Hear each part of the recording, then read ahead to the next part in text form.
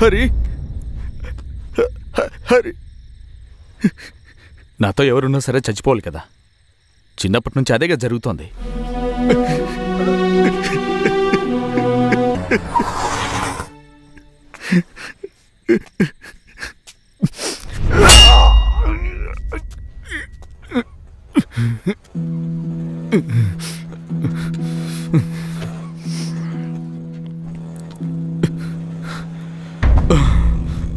అలానే నేను చనిపోయాననుకో, బతకడం నీ వల్ల కాదు, మేమందరం చచ్చిపోయామనుకో, నువ్వు తప్పకుండా చచ్చిపోయి తీరాలి. తప్పించుకోవడానికి కుదరదు తమ్ముడు.